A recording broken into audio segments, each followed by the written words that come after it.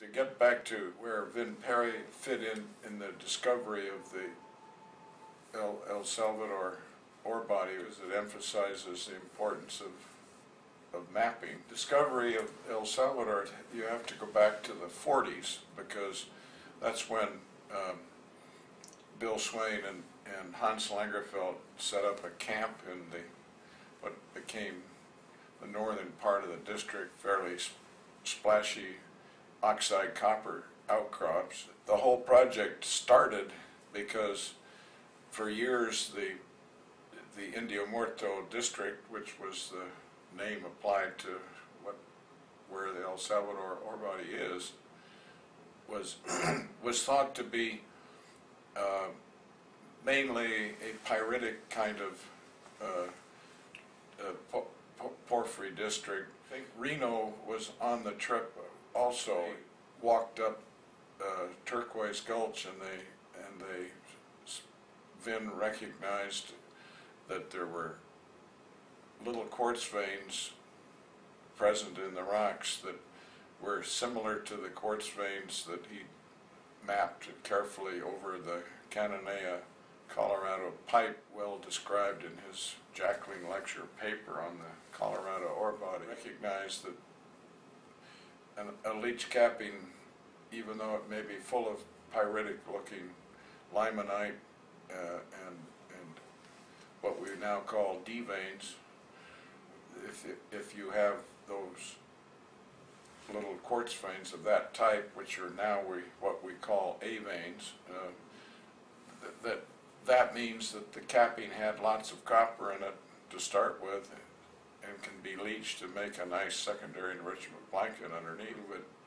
that had was working at Porphyrias. They dismissed it except for the part in the north where there was oxide copper. So Vin's observations about those in comparison to the veins that he'd mapped in Cananea led to the serious test of the leached capping part of Indio Muerto. Became later El Salvador. Important part of the history of the discovery that Bill Swain and Hans Langerfeld were out there in difficult conditions with no roads built onto up high on Indio Muerto, Cerro Indio Muerto, the leach capping, and from years before, the common wisdom had been that in the Indio Muerto district, the copper was at the north end in the old camp area, and the management, the operating management of the company didn't want to see the drilling wasted by drilling into the obviously pyritic part of the mountain, and they should have been concentrating on where the copper was sticking out of the ground, kind of thing. And Bill Swain really put his on the block, and got a drill hole started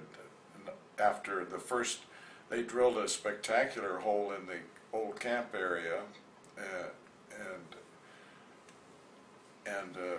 not a very good hole in the leach capping that was obviously pyritic. and Bill got a new hole going, the fifth hole going, without really much approval, except I think Vin Perry knew what was going on, and was content also to